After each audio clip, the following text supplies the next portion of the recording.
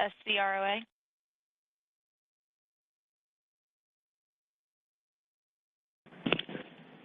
This is SC. Go ahead, ROA.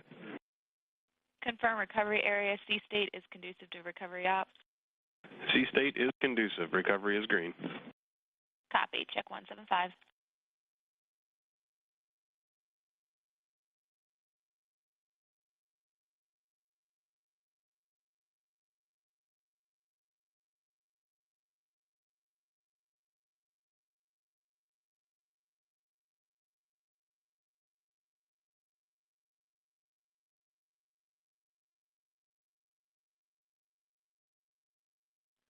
RC, this is SRPO on 1. RC's on. Go ahead, SRPO. Yeah, could you just give us a track report from that last test rocket?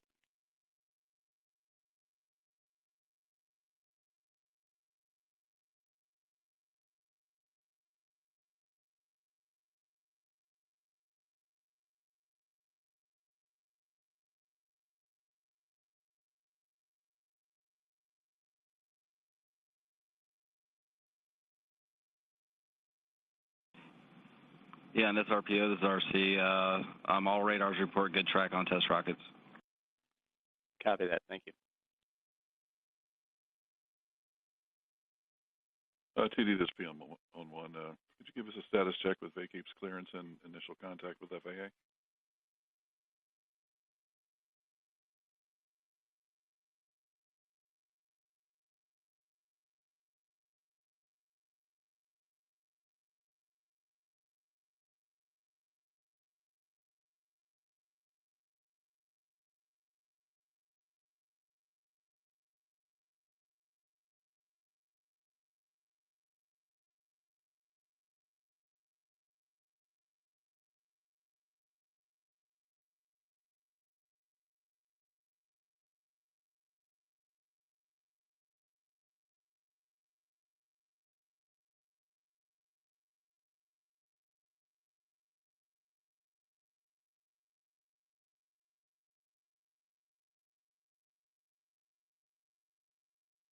TD, this PM on 1. Can we check 176?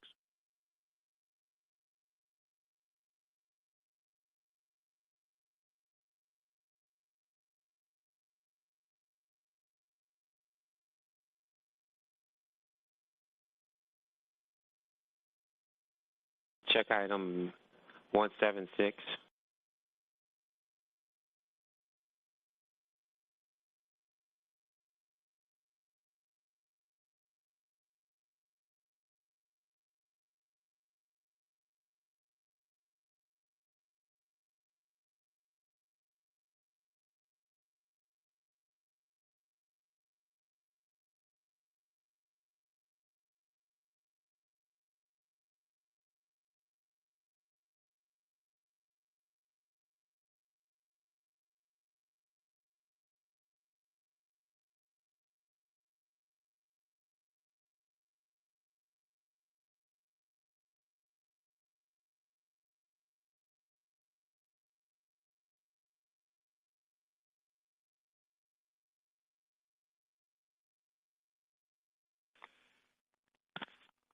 Good morning from the NASA Wallops Flight Facility in Virginia. We're counting down this morning for the launch of a Brant 9 suborbital sounding rocket carrying the Aspire payload.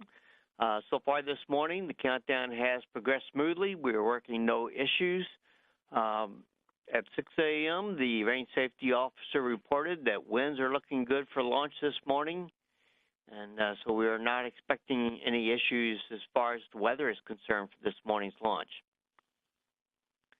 Launch time this morning is targeted for 6:45 a.m. with a launch window that extends, if needed, to 10:15 a.m. Eastern Time.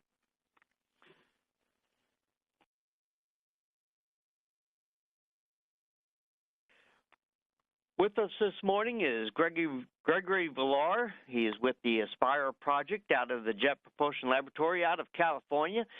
So he's traveled all the way across the country, got up nice and early this morning to be with us. Good morning, Gregory. Chief, good morning. I'm very excited to be here today, and I'm sure that's why we have millions of other space geeks out there watching this exciting launch. Well, we hope so.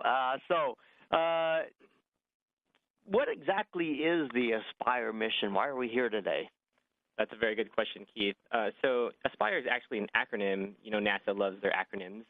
And that stands for the Advanced Supersonic Parachute Inflation Research and Experiments. And so this project was established to investigate the physics of supersonic inflation of parachutes, specifically the disk gap band.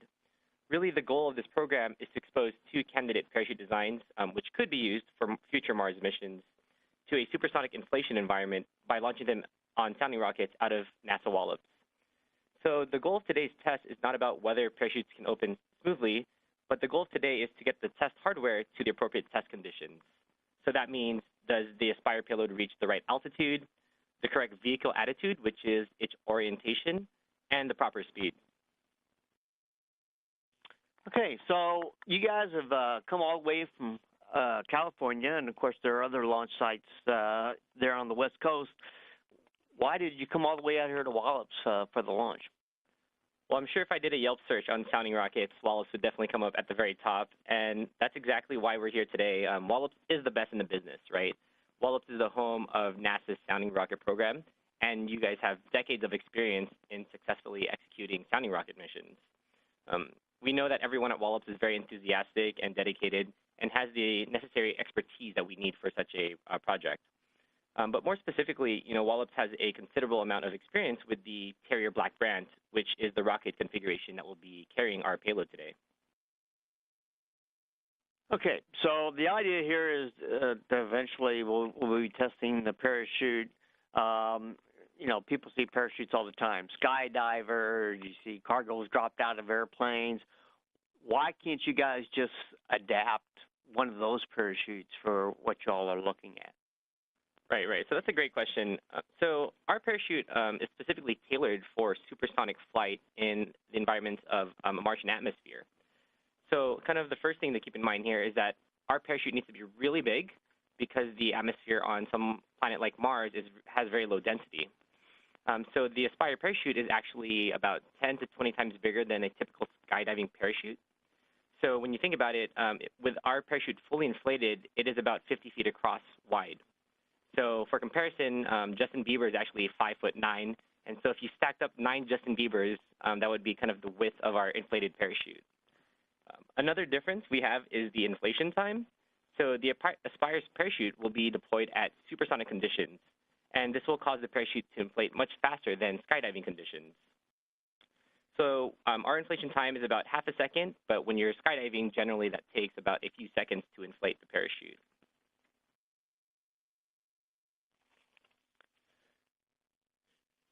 Okay, so what exactly, you know, you're going to develop this supersonic parachute. What kind of a mission would it be used for? So this parachute would, again, you know, we wouldn't use this for human skydivers, but this kind of parachute would be used for future Mars missions that would require landing really large payloads on the order of 2,000 pounds or more. Okay, quite large. So I know that JPL and Wallops teams have been working on the Aspire project here for now almost 2 years. Is this a one-off mission, or are there several planned that, you know, everything will be learned a little bit and then we go from there? Right. So yeah, as you mentioned, we've been working on this project for a while, and you know, I'm very excited today for this launch, and I'm sure a lot of my friends who are working on this project and everyone else is very excited. But we currently have up to 6 tests planned, but this first flight is actually a shakeout of the test architecture.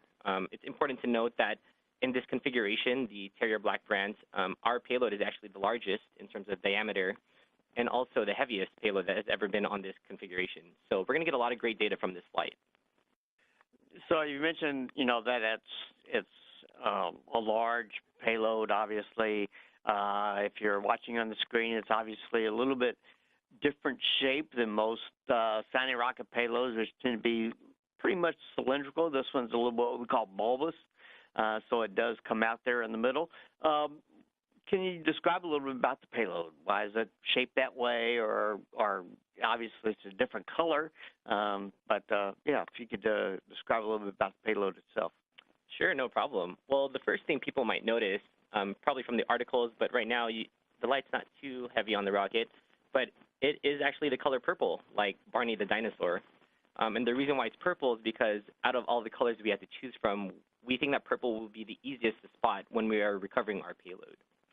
But in addition to that, the payload section is composed of several other aspects. First, we have ballast mass, so that helps us reach conditions that we need for our flights. There's also some buoyancy foam that we have in the payload so that it stays afloat for recovery. We also have a few systems. We have the telemetry system, which is kind of sending us data back during the flights. We have an attitude control system, which helps us kind of stabilize us during our flights. There's also D-spin hardware. As we're going up through the rocket, we're actually spin stabilized at about 4 hertz. So when we get up there, we need to kind of de-spin ourselves. And then there's the experiment section, which is delivered essentially by the Aspire project. And that consists of a motor tube. The motor tube houses our parachute, which is also in the experiment section. And we have an instrumentation ring. So the instrumentation ring has a bunch of cameras and load pins for us to measure loads. The parachute has 80 suspension lines attached to 3 bridles, 3 bridles attached to 1 instrumentation ring. That's 1 ring to take images, 1 ring to read loads, 1 ring to measure it all. And for all the Lord of the Ring geeks out there, you may have caught some of the analogies that were just mentioned there. Okay, so we're still counting down. We're coming up on T-minus 17 minutes and counting for the launch this morning at 6:45. Sounding rockets are, quite fast. The basic flight profile this morning is, as Gregory mentioned, we have a Terrier Black Brant, also called a Black Brant 9, so it's a 2-stage vehicle. It's all solid fuels. Once we ignite, we have what we call spin motors that are on the vehicle. So as soon as the vehicle extends off the pad, at about 1.1 seconds, the spin motors will ignite, and that will help spin the rocket and help stabilize it so it flies straight and narrow. Very similar to if you ever seen a slow motion shot of an arrow flying. The fins on the arrow are canted, and the arrow will actually spin as it flies through the air. And so as we mentioned, we have a D-spin system on the payload, so that will slow down or basically stop the payload from spinning when we get ready to do the test. So the first stage Terrier motor will burn out at 5.2 seconds after launch. At this point, it will only be 0.43 miles altitude out over the Atlantic. The second stage Black Brant then ignites at 8 seconds after ignition. At this point, it's 0.93 miles altitude at 35.5 seconds. The Brant will burn out at 10.35 miles. This particular vehicle, unlike other sounding rockets, will not be flying that high today. At about 2 minutes into flight, it will only be at 31.55 miles altitude, but it will be obviously high enough in order to test the systems out and possibly do a parachute test. So it's a very short flight this morning, and hopefully things will go. Next, coming up at T-minus 12 minutes, we will have the final poll to make sure that all the supporting systems, everybody's ready to go for launch. So again, we've just passed the T-minus 15-minute mark, so we should have that poll in about 3 minutes. So this is Wallops Range Control.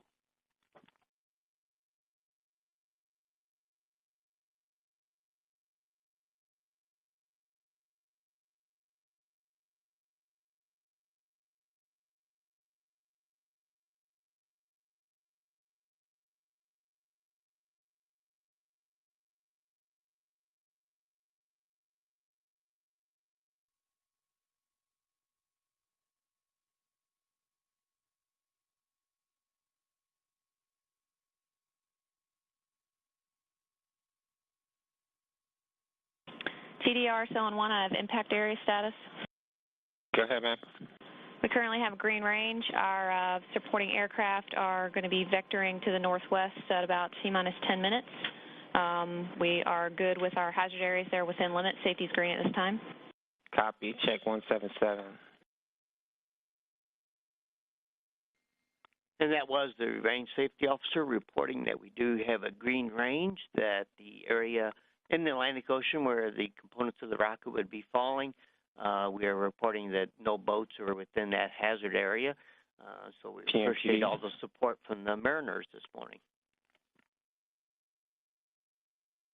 PM. If you have no hold, do you have permission to begin the terminal count? Copy that. Thank you, sir. Check 178, 179.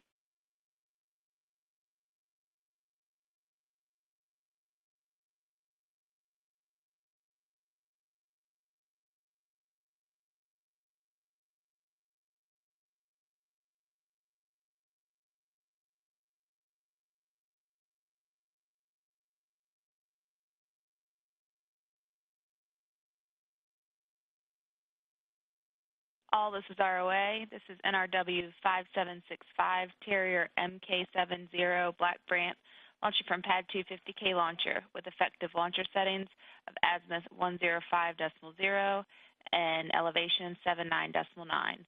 Please stand by for station checks. All stations should announce status as green or red on channel 1. RC? RC is green. MNO?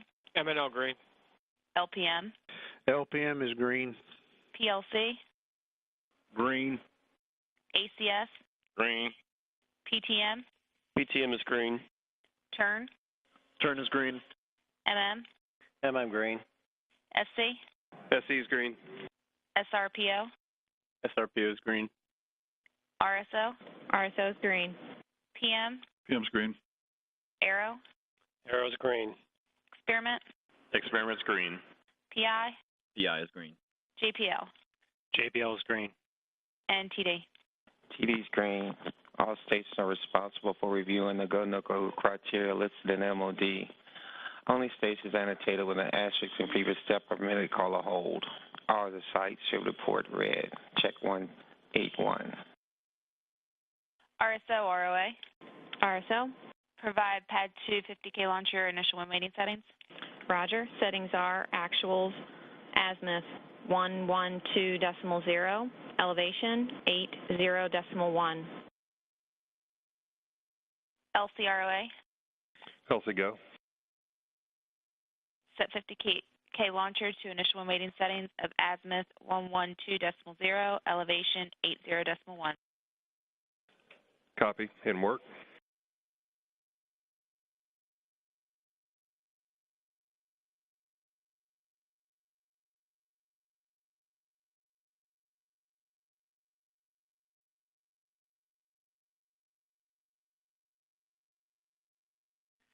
This morning's launch is expected to be visible only in the Wallops area. ROALC, launcher now set to azimuth 112.0, elevation 80.1.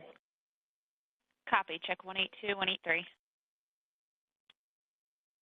And if you're in the Wallops area and you're listening in on NASA TV or also on our Ustream site, there is a short delay. Can range anywhere from 15 to 30 seconds. So take that into account if you want to go out and see the launch.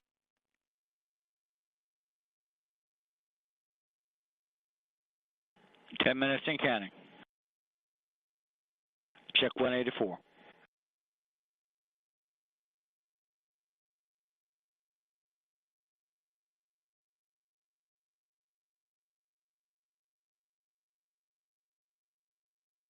ACS check 188.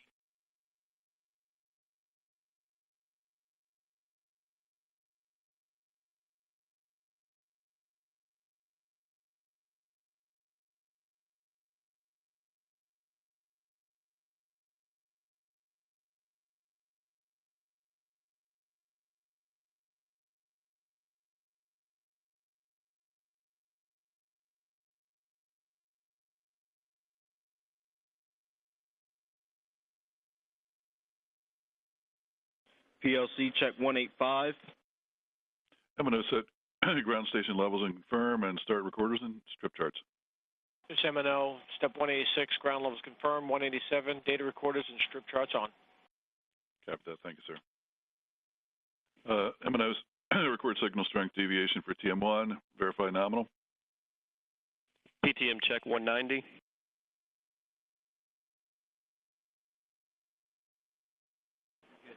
Experiment check 191. PM, this is M&L. Links recorded. Confirm nominal.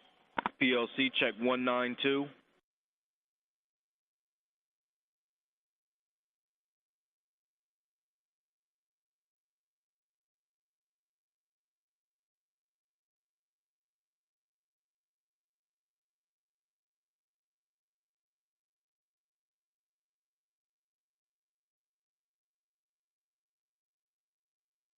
PM, this is M&L. Step 189. Check. Links recorded. Confirm nominal. ACS check 193. PTM check 194. RC interrogate transponder, verify good code. Copy and work.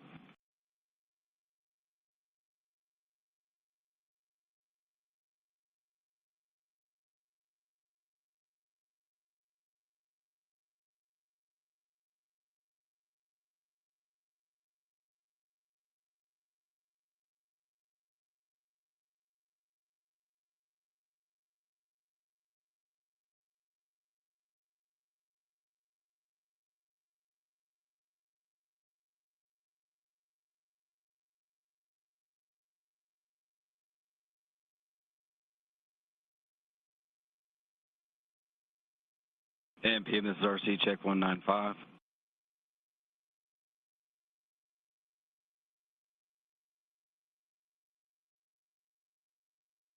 ACS check 197. PTM check 196. ACS check 198. PLC check 199200.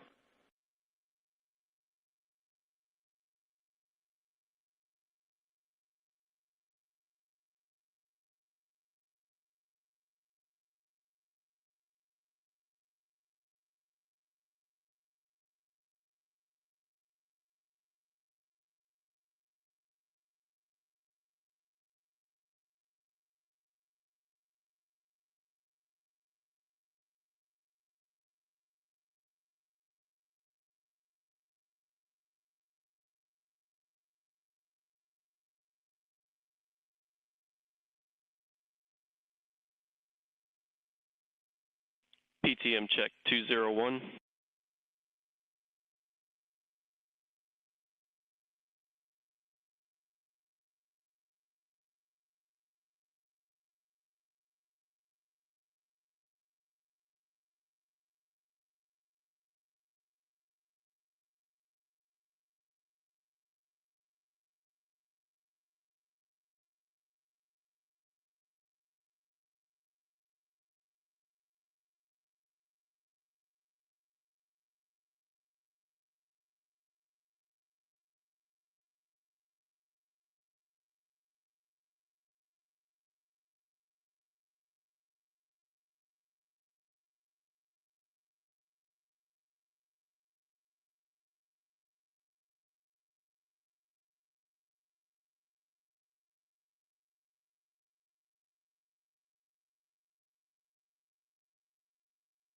PLC check 202.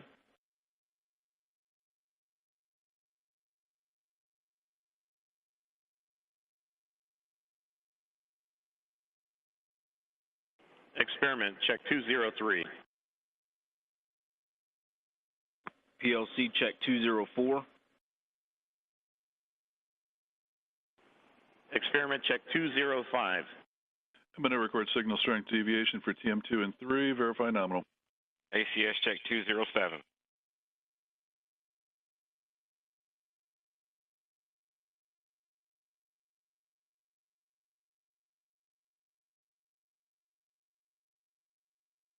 PM, this is M&L. Check 206. Confirm nominal. RSO, ROA. RSO. Provide final wind waiting settings. Roger, no change in final wind waiting settings. Actuals, azimuth 112.0, elevation 80.1. Copy. LCROA. LC go. There are no change in wind waiting settings. azimuth 112.0, elevation 80.1. LC copies confirming those settings on the launcher. Check 208, 209. Aerocheck 210.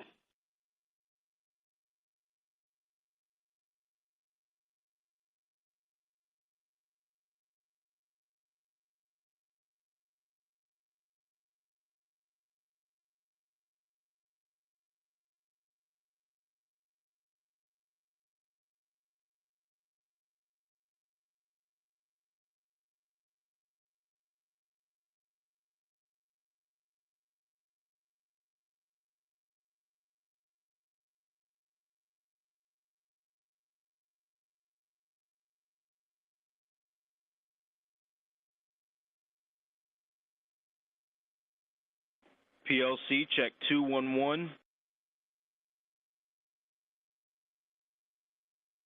System's currently being switched over to internal power. PLC check 216, 217.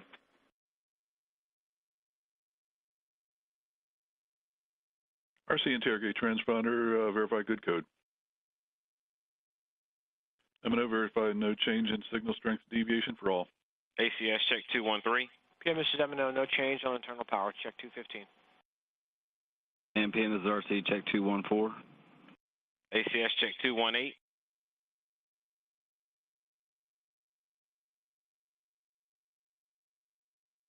Two minutes. Check 219. Turn check 220. PLC check 221. PLC check 223, 224, 225, 226. PTM check 227, check 228. Experiment check 229er.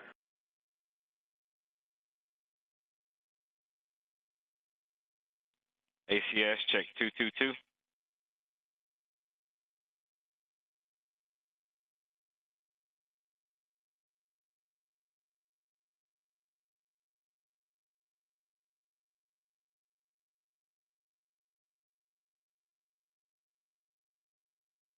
All confirmed go status, PLC, Go. PPM, Go. ACF, Go. turn, 1 minute. Go.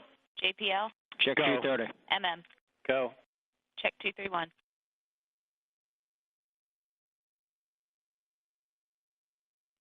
We're go for launch. Coming up on 45 seconds.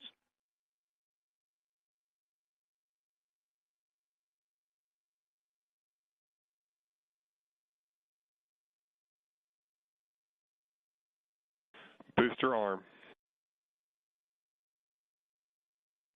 T-minus 28 seconds.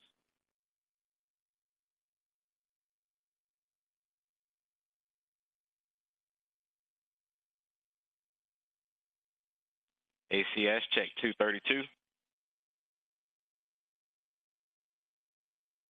Minus 10, 9, 8, 7, 6, 5, 4, 3, 2, 1, mark.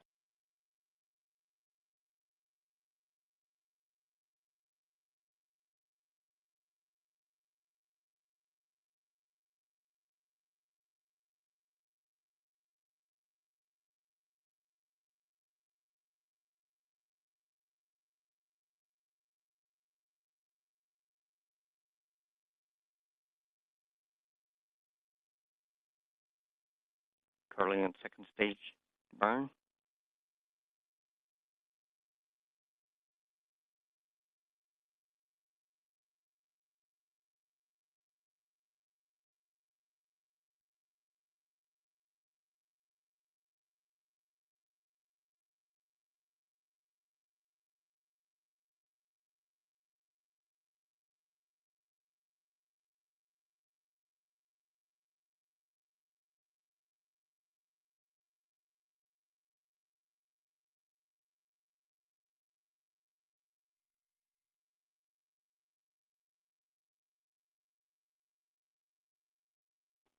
On the screen, you can see the performance of the vehicle at this time, flying straight and narrow, from the intended path.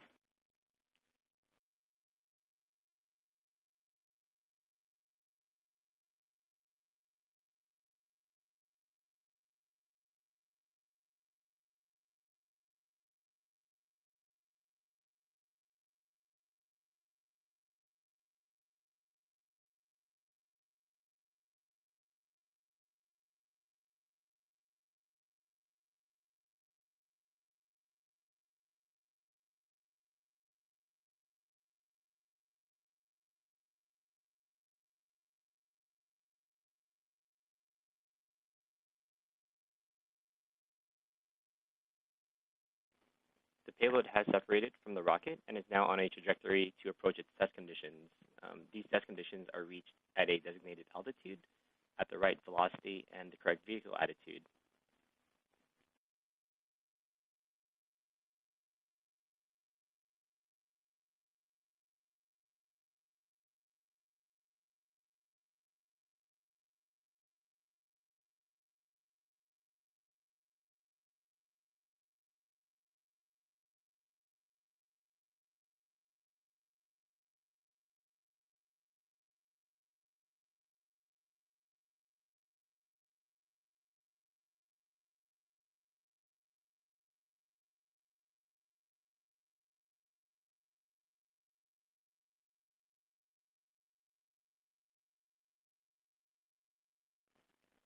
So we received confirmation that the payload has reached its targeted conditions, and this marks the end of the test.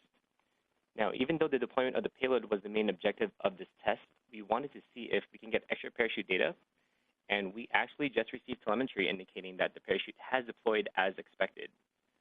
So the Aspire team is now deploying recovery boats to converge on the anticipated splashdown location so that we can retrieve all the valuable data that we have that's on the vehicle, which includes data about the deployment of the payload and also bonus data about the parachute inflation.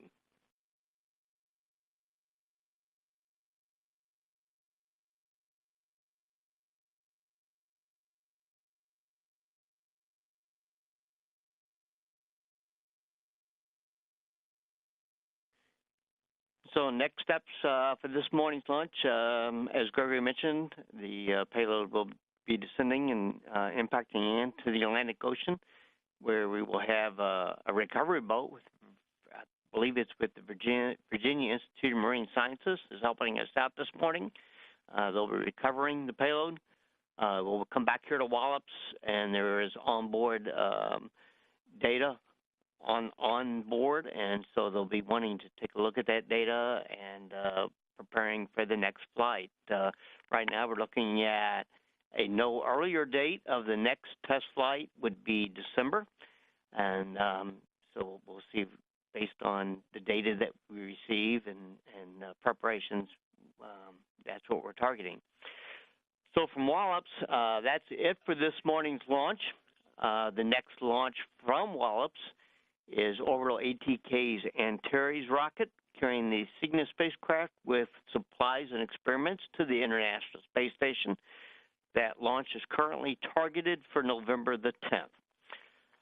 So, everyone here at the NASA's Wallops Flight Facility and the Jet Propulsion Laboratory, thank you for tuning in this morning, and have a good day.